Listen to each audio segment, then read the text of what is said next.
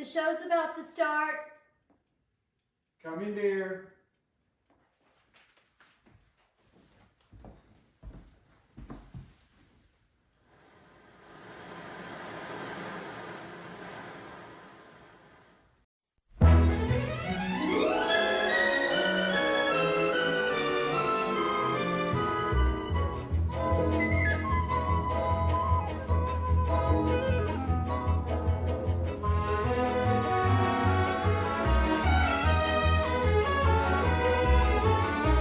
Let's get ready to shake, rattle, and roll with Graceland Glamour Girl, the one who puts the Cece in rider, Miss Cece Glamour.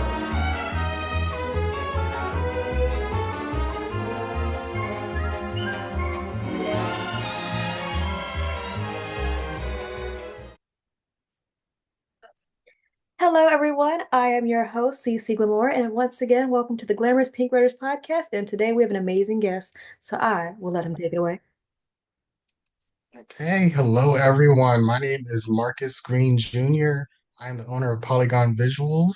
That is my art brand, and I do 2D and 3D art. I'm happy to be here. Well, Thank you for inviting me. you're welcome. Thank you for being here. Tell us a little bit about how your company got started and where your love from art came from. So I started my company when I graduated from Full Sail, maybe about a year after. I went to Full Sail University for game art. Um, Really, it just came because my stepdad was just on me. He was like, "Yeah, you don't want to work for people, work under someone, uh, pretty much have somebody else telling you when to work, how to work, do what they want you to do, how much money they want you to make."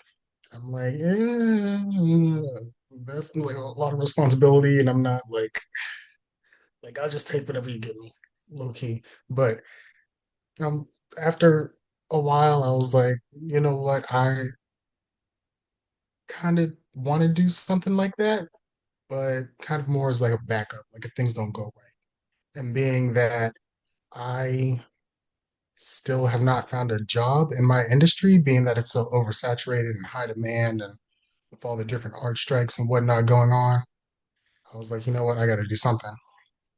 So I started my brand, uh, and my passion for art came when I was like very, very young. So really just watching different types of like cartoons and movies. I was always like heavily influenced by them. It's like watching stuff like Avatar: The Last Airbender, Powerpuff Girls, Teen Titans, Avengers, stuff like that. I was like, I really like these characters. I don't know why. And then as I got older, I'm like, you know what? It's the design, it's the character design, it's the way that they looked, how the colors uh, complement each other, how you can tell just by looking at them, like their story, their motive, their personality. Just like I like how the art conveys everything about the character before you even know anything about that character themselves. So that's when I was like, I want to touch the character, but obviously I can't touch the character. They're on a screen. So I'm like, okay, best thing I can do, I'll just recreate that. I'll just redraw them. Exactly. And with what you just said, so would you say that you're more of like a character design artist? At one point, I was actually supposed to go to Full Sail for animation for character design. So would you say it's kind of more so where you lean towards? Yeah, I really do lean more towards character design. I just like the whole process of it in both 2D and 3D processes. It's like in 2D, you just really slap it on there and just, I want the nose bigger, I'll make the nose bigger. Lips bigger, this different colors, that's it.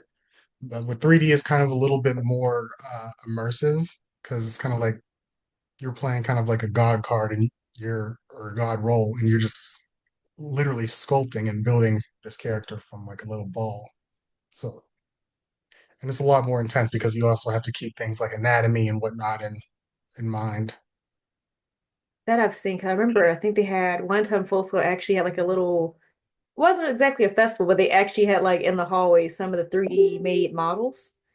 And it's so Yeah. cool to watch. It's like it's really cool to watch it because of how they're, of course, built, and you can kind of see people's inspirations of what they've taken. I think one year somebody made a character that was a box, like it was a 3D model of just a box. But what has been like your favorite thing that you've made so far? So one of my favorite projects,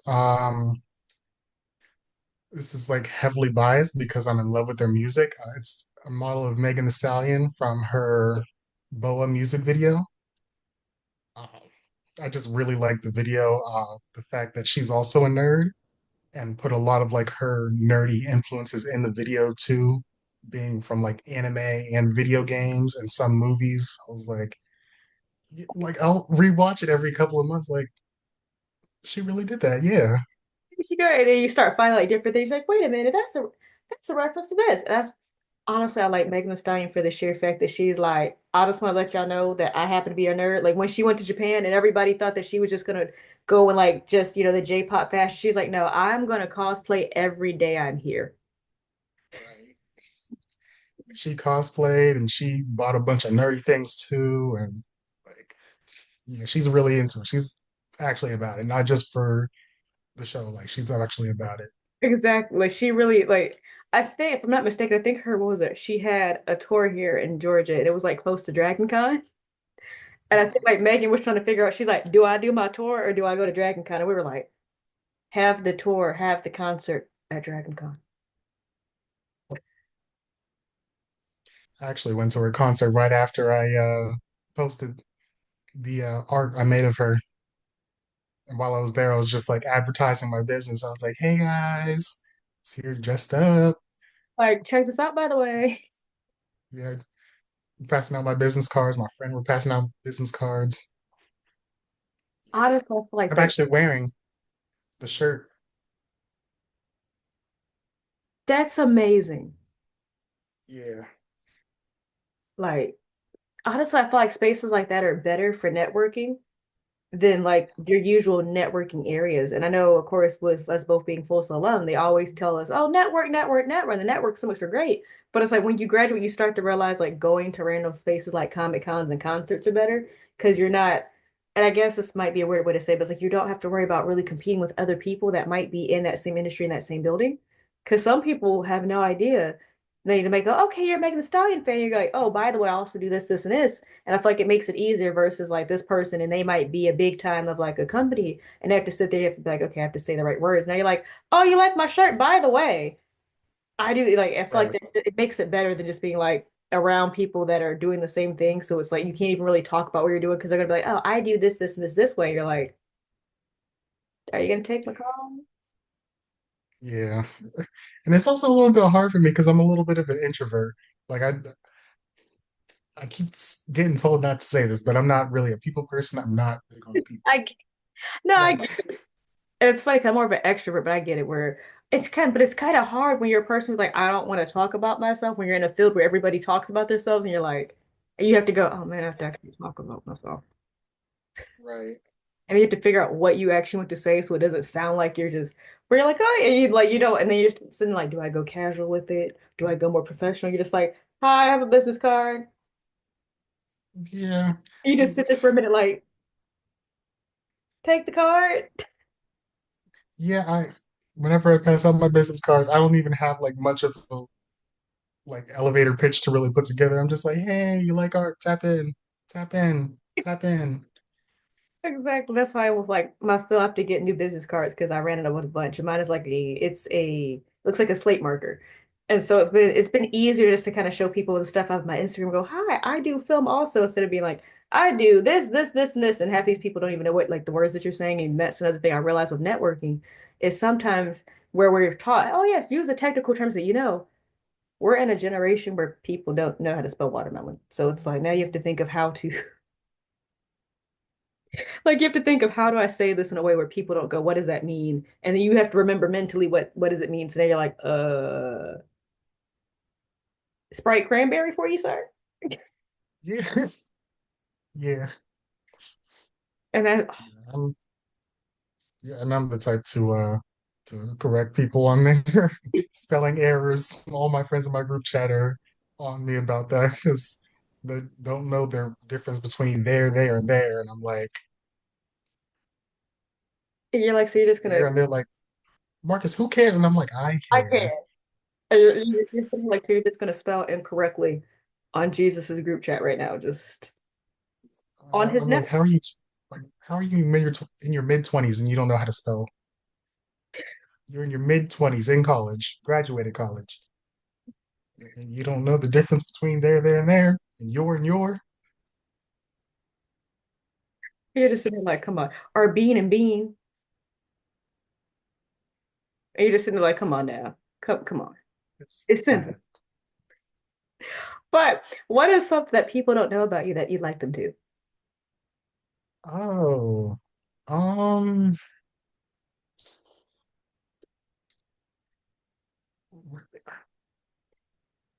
I don't really think there's anything that people don't really know about me. Like I don't really keep secrets really, because I'm just the type of open book. Like if you ask me, I'll tell you. Like, obviously I don't want everybody in my business. So like there's certain things that I don't tell certain people, obviously, as a normal person does, but there's really nothing that nobody doesn't really know. Like if you want to know something, just ask me. That's always the type of person that I've been. And I feel like that's honestly a good approach, especially in a space that with entertainment that we're in. Because I feel like more people gravitate to people who are personable, who are like, hey, this is what I like to do, versus people who are like, I'm mysterious. I try to be mysterious and then I just like this. So it don't work. The only thing that nobody's gonna know about me is what I'm gonna do next. That is what I keep under Exactly. wraps. And on top of that, there's like no dirt that anybody can get on me. I cannot get canceled for anything. Oh, you found out that I did this X amount of years ago? Okay, I already said that I did that. Exactly. And Sorry. and that's the thing, it's like where people try to cancel, like, you know, you said this versus where we have where people now are like, I didn't. I'm like, yep, I did, and I'll say it again. Yep. Yeah, I know I said that. Oh, want But me to like say it I again? you'd be like, I have the receipts right here. Here you go. I also had that receipt. Yeah, like especially with like me being a Capricorn, I'm like, yep, and it's also screenshotted just in case you're gonna do this. So really, it's really nothing nobody knows about me. I don't have any secrets. Let's see, perhaps think maybe an easier question would be favorite music artist in anime. And like music artist and anime. And anime, yes. Well, I mean, I already said that my favorite artist was Megan. But my favorite anime has always been Sword Art Online. A lot of people have mixed feelings about that, and rightfully so, because there are some questionable scenes in there. But putting those aside, like the concept of it is really good, and like the way that the story progresses and how it kind of uses the same kind of plot, but also not at all the same. Like it's still like, okay, reality, and then they're jumping into games, like completely jumping into games. Like real life, they're unconscious. Their entire mental is in this game. And like there's different issues in this game. And they're serious issues. And they come out of the game and they're like, okay, let's play another one.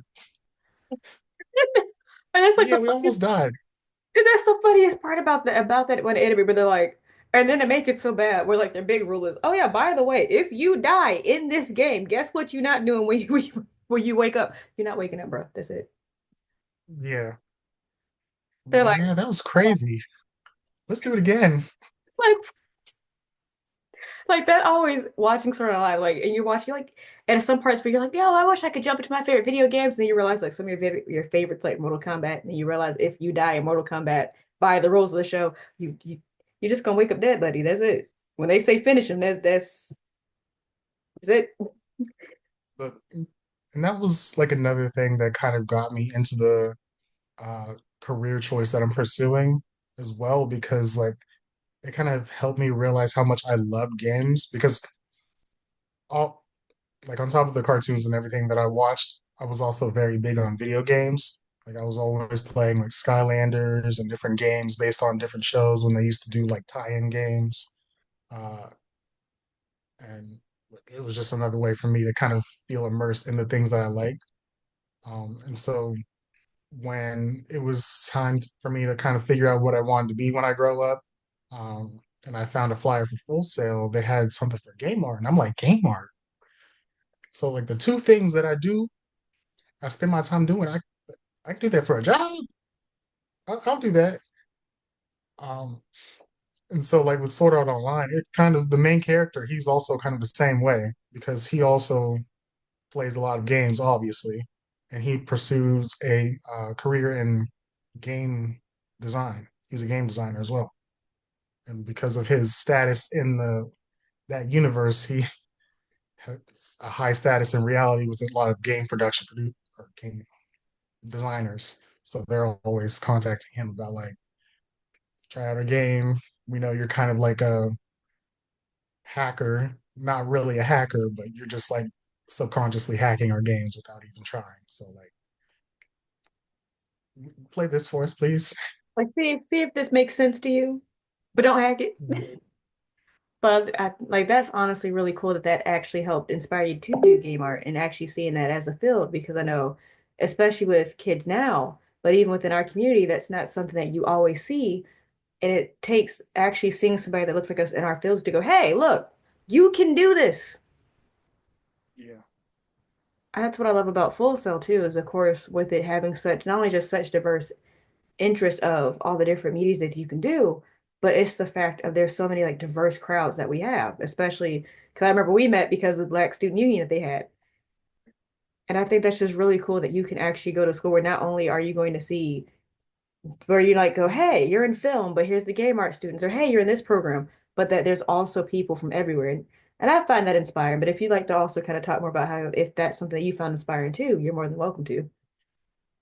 I definitely found the BSU to be very inspiring for me.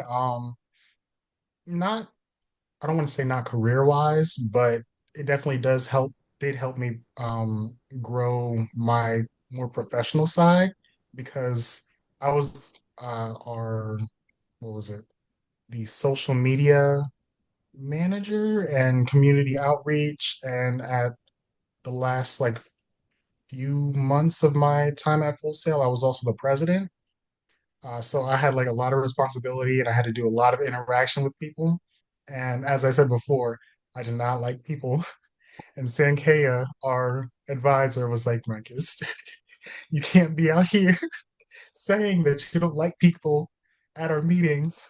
We get it. You don't like people. You can't be out here saying that though. You're making us look bad. And I'm like, well, I'm gonna be honest with people. That's the type of person I am. You're like, you're like, I would much rather let you know that I don't have an attitude. I just don't like being around people. And I get that because sometimes, especially in the space, like it's nice. I'm more of a person like I like being around people to an extent. Right. Once you start reaching the extent, but I'm like, all right, this has been really nice. I'm gonna go home now. Thank y'all. Cool.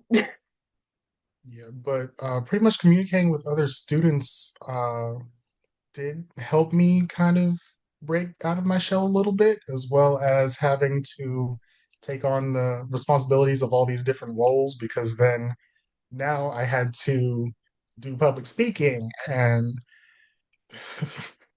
Sankat was on me about that. You know, she was like whipping me in the shade the entire time, like, okay, Marcus, here's an outline.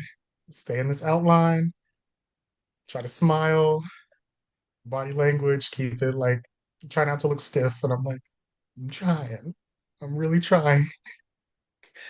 Uh, and just the different students I interacted with, I within the group, like within just the board, it was me who was in game art.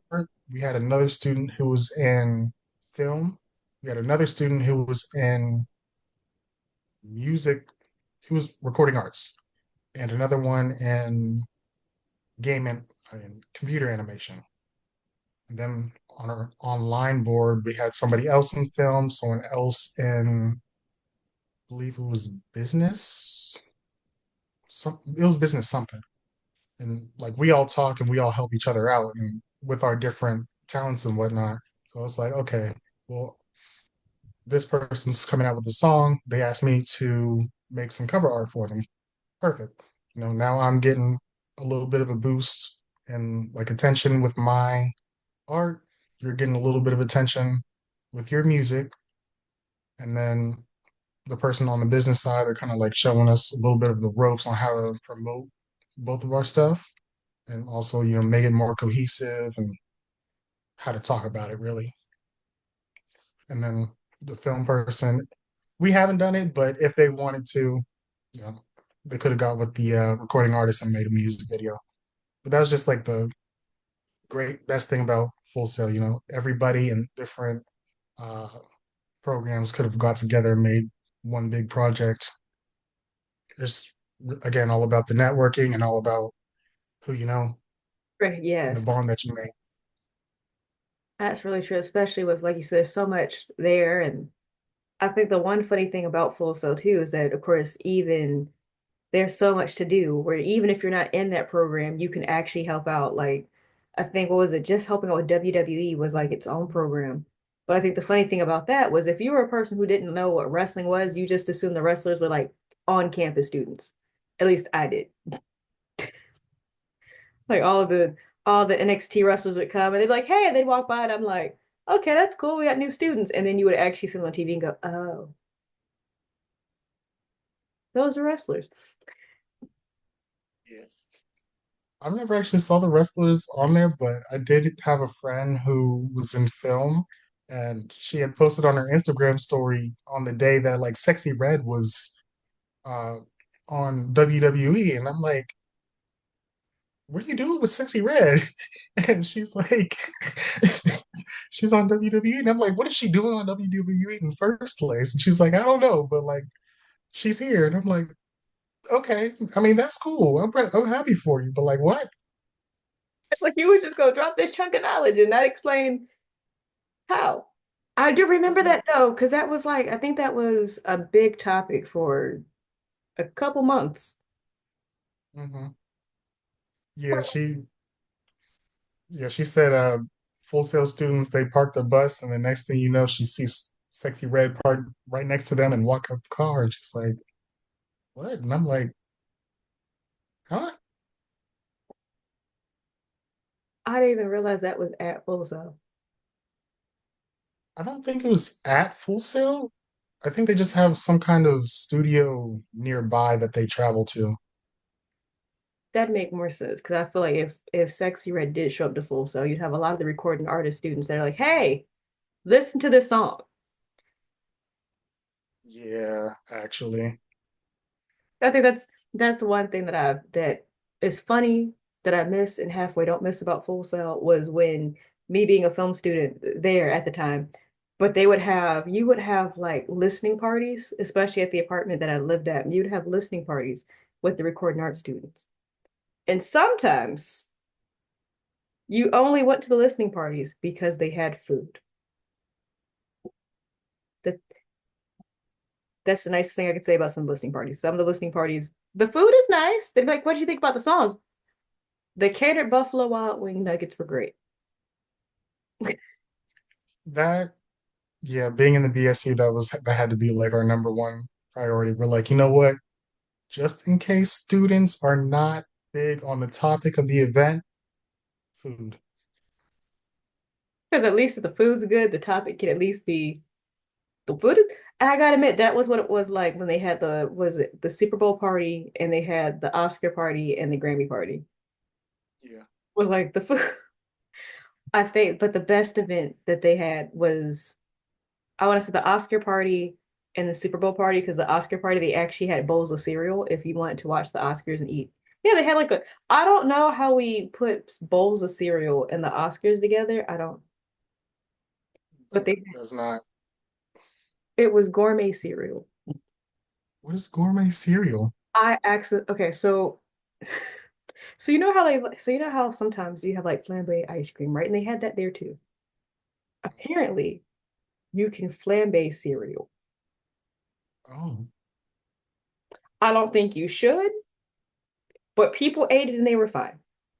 So they had like high-end Fruit Loops, which I mean, in some places, Fruit Loops is already high-end. So they had high-end Fruit Loops. they had Cheerios, they had Frosted Flakes, and you could like they'd have the milk and everything. They had all choices of milk you wanted. And then I think they put like a scoop of ice cream on top and they would just put the fire on it and it just melted into the ice cream. And well, it melted into the milk. And I'm sitting here like, isn't that just double milk now? If you think about it, that's just like because you're gonna put sugar in the milk anyways to sweeten some of these cereals. So isn't it just like double milk? Sounds like diabetes in a bowl. And then you had pizza. So you No, had people eating cereal, pizza, and wings. And I was like, that is a stomach ache. oh, I'm like, I'll just get some pizza and wings over here. And they're like, you have to try the cereal. Like, I'll try the cereal dry because that's ice cream and milk and then cereal. And I'm like, after I'm starting to learn after a certain age, milk just doesn't want to agree with you no matter how much you make it. Like, Yeah, it's like I'm starting to get to myself. it's like at one point you could eat all the cereal and drink all the milk out the bowl you want. And then it's like one day you reach a certain age and you're like, it's like your body goes, don't do that. Stop drink. Don't do that. I'm gonna regret it later. Yeah. So the Super Bowl party was cool. I think it was catered by Buffalo Wild Wings, the one year we had. So we had like all flavors of just different wings. They had a Mario. Nobody watched it. I think the sports casting crew did, but we all were like playing Mario Kart. Mhm. I had like a Mario Kart section. I think they had like a cornhole section. I don't even remember because I know the last time they tried to have one of these COVID hit and it wasn't the same. Like it's not the same, but being like, oh, we have a Super Bowl watch party on Zoom. It's like, oh, it's okay. We got TVs. The only type of events I went to like that at Full Sail was the Grammy party, and then we were kind of forced to go. It was the Game of Thrones House of the Dragons premiere. Right. I'm just now getting into Game of Thrones now because of my friend, because we made an agreement. But I like it now, but before, I was like, I was, I was like, okay, dragons, knights, princesses, I guess, people killing each other. What's new? you're like, okay, cool. Like that's one series I just haven't got into is Game of Thrones. And I know we have alumni who used to Game of Thrones who worked on it, but I'm just like, and I go to the Red Fair. But for me, I just watch. I've tried, and I just sit there. And I'm like, eh. I just sit there for a minute, I like, kind of like it. I guess it's probably finding an ep. Maybe it's one of those shows where you have to find an episode that you actually like, and then go from there. No, it's when you really like actually pay attention to it, it's good because there's like so many stories and then side stories that you have to keep up with, but then you find like a storyline that's like really good and that you're really interested in keeping up with, and you're like, okay, I gotta figure out how this is going, and it just keeps going, and then you can't really get attached to any characters because then they'll kill them off, and I'm like, okay, well, I know this one character is probably not going to die, so I'm gonna stick with you, but if you do die, I'm probably gonna drop the show. You're like, if you die, it's been a nice time. It's been a nice time getting to know you, buddy. I think that's Right. in a way, that's how I feel with Bridgerton. There's like, I didn't watch season one of Bridgerton because it just didn't gravitate to me, but then I watched season two, and season two was great. Then I watched Queen Charlotte, and that storyline was great. Then I got to season three, and I was like, And I love the characters in season three they have, but I just sat there and was like, well, mm, y'all could have done some different stuff here. But they wrote it during the writer strike, so they was really trying to get it out before the strike hit so they could like finish filming. And I think what got me was watching the show and the costumes. The costumes were great, but the hair was wrong. Like, and that's just me being a history buff where I'm sitting there like, this is great. Y'all gave the character Penelope a new hairstyle, but I hope y'all know y'all gave her a hairstyle from when she'd be dead, like the 1940s. I never got into Bridgerton. My first impression of it was when I was in high school. I see my best friend watching it in class, and I'm looking over, and I'm like, are they hunching behind a tree? And then they were, and I'm like, okay. And then I'm just like trying to keep up with it, and I'm like, they did it again? Is, You, is this show just about princes and princesses and hunching? Is this how they do? you, that's exactly why I didn't watch season one. You got to go to season two. Actually, has a plot. Season two, both of the characters are doing this. I don't like you, and I would never marry you. And then she has a sister. The sister's like, I like you. And she says to her sister, yeah, I hope you should like Anthony because I want you to like him. And she likes him. And she's like, I want you two to like each other like a lot. That backfires. So I always tell people who try to get into Bridgerton, just kind of ignore season one because that's all it is. I have the books, and that's all it is in the books. And I was like, how many pages are you just go really? Really? Mountain? Another couple? Really? And a bush at the ball? So then I just skipped and went to season. And season two is a lot better. Like, the romance there feels a lot more natural. Yeah, season one's wild. It's yeah, that's all it is. Season one, that's all you got. Okay, because I hear people are like obsessed with the show, and I'm like, You're like, for what I've seen, what? what You're, I you're like, mean, go off. you'll be like, where's the plot here? I think honestly, if you do get into Bridgerton, I would say go for Queen Charlotte. Queen Charlotte's really good. I love the character. If you like characters that are a bit more feisty and have a lot of confidence and are a bit sassy, Queen Charlotte's the show. Because Queen Charlotte really was like, I could love the king of his ugly. She goes, actually, I cannot. No. And so she's like kind of trying to, in the beginning season, in the beginning of it, she's trying to figure out who King George is because nobody tells her. They just keep telling her he's the king, and that is all we know. And she's like, have you ever seen him? He's the king, and that's all we know. And she's like, have you talked to him? And she's like, if one more person tells me he's the king, and that is all you know. And she actually gets to meet. That one's really sweet. Season one of Bridgerton was trying to find out how do we get people to watch it. And I think that's where we are in the industry. We're like, how do we get people to watch it? And we don't think of how do we get people to continue to watch this after all of this stops? Yeah, because I'm at a point.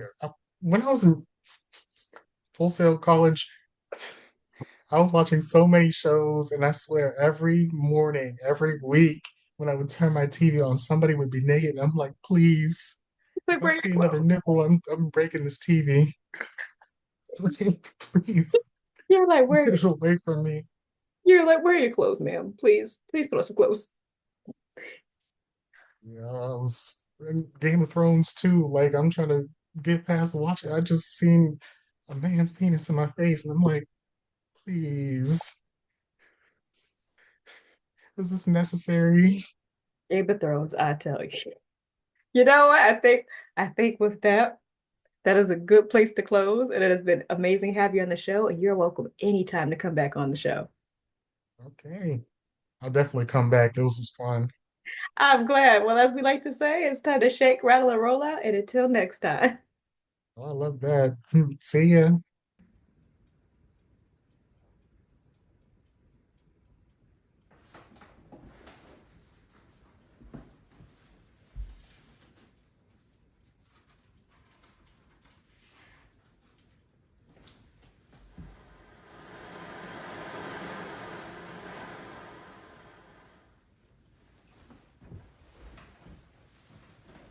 And now, our song of the day for our episode.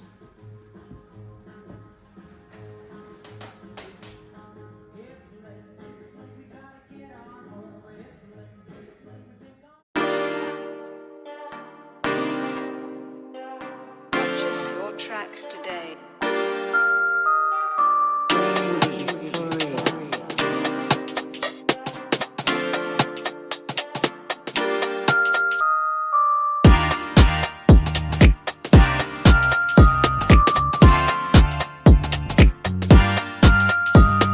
Purchase your tracks today.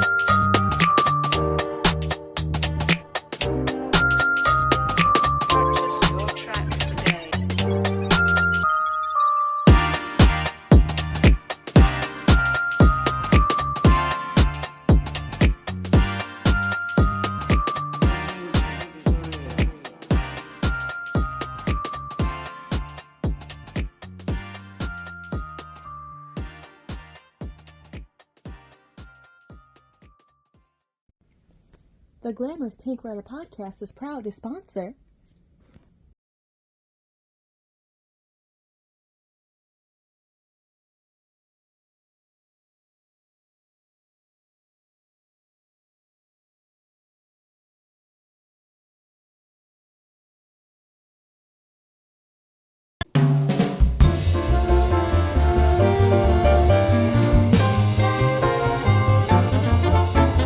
Uptown girl, she's been living in her uptown world.